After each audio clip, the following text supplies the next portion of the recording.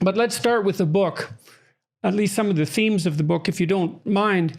You talked about, you started by talking about the collapse of grand narratives. And that's a theme that's very interesting to me. And I have a hypothesis that I'd like to run by you and see what you think. I've been talking to a friend of mine here, and we've been hypothesizing that maybe there are two large-scale grand political narratives with an archetypal or mythological basis. And one would be the promised land. So that would be the bright future that we're all headed to. And different versions of that would be put forth by the right and the left. But what the hook is that something better awaits us, and there are certain strategies that we could use to attain that. And if that fails, then we have something like the infidel, which is us versus them. And so one of the things that struck me when I was reading your book was that it isn't obvious that we have a promised land narrative that's functional in the West anymore. Partly, I think, perversely, because things have improved so much on the material front that it's not really even obvious how we could extend our mastery of the material world to produce a better future. You know, we've plucked all the low-hanging fruit. And so that, for most people, I mean, I know inequality exists, and I know there's relative poverty, but there's no straightforward solutions for those either, or even solutions that necessarily would appeal to the imagination. And so maybe we're stuck with some variant of the infidel, which is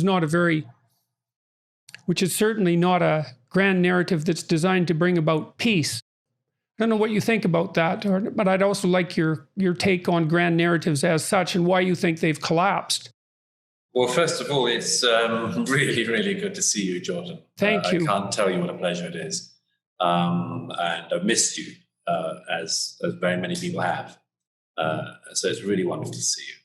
I appreciate that. I've missed being around, believe me, and all the things that I was engaged in. Hopefully that'll start up again, and with this as part of it. I really hope so.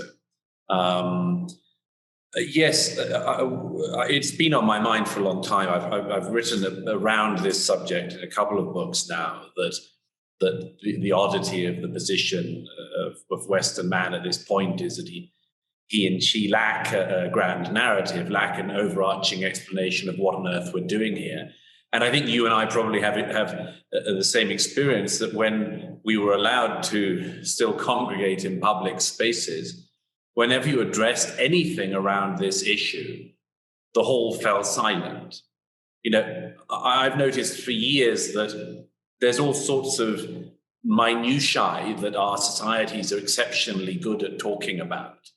But we've become not only poor at talking about, but apparently uninterested in the most important questions of all, such as what exactly are we meant to be doing with our lives? What are we meant to be doing with our time? We all know we've got a finite amount of time, so how should we occupy that time well? And yeah, well, it's funny because I would say in the past, to some degree, that question was answered for us by deprivation.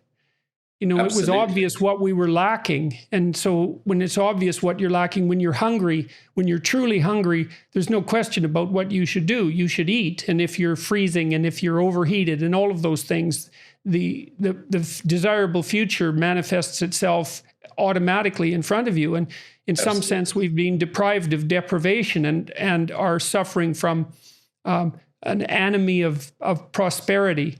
Yes, and I think for some people a form of boredom, and yes, and too much time on their hands, and much more. There are different ways of circling around the same answer to the problem. But it's been very striking to me for a long time that, particularly in political terms, the left has been really quite interested in this gap. It's recognized the size of it and has sought to fill it.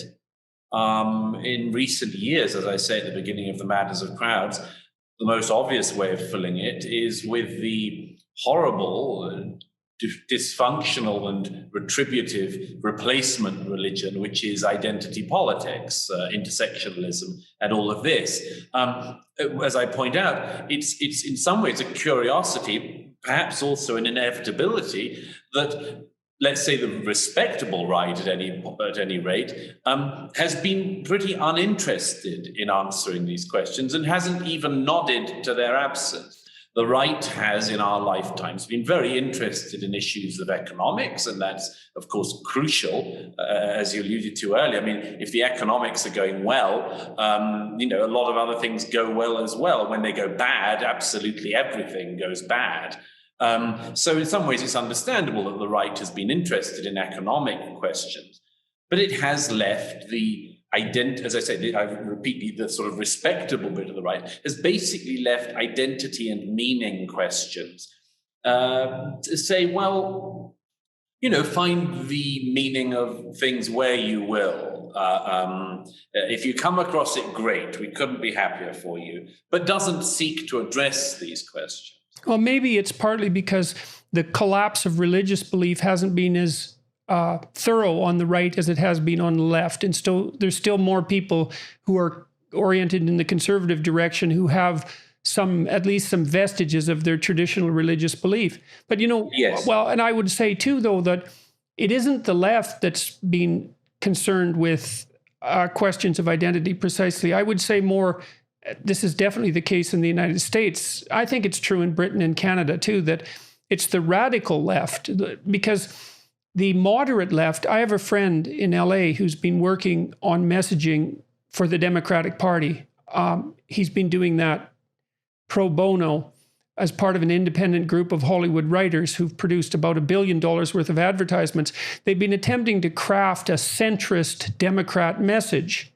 And it's quite difficult because, and the reason they've been doing that is because the radical left has a narrative, and regardless of what you might think about it, it has motivating power.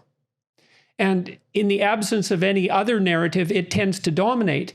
And the problem with generating a centrist narrative is that it tends to be incremental. And incremental narratives tend not to have much persuasive power. And so you might say that what's happened is that there's still a subset of people for whom, for one reason or another, and that might be race or gender or sexual identity or any of those things, any minority status that would bring about it a felt sense of alienation, that the narrative is clear, which is to either restructure society so that alienation disappears, or to, that is the narrative, is to restructure society so that alienation disappears. Yes. And even though that may not be a narrative that works for everyone, the fact that nobody can construct one that's more compelling leaves a terrible void in the middle. And it isn't obvious at all how that can be solved.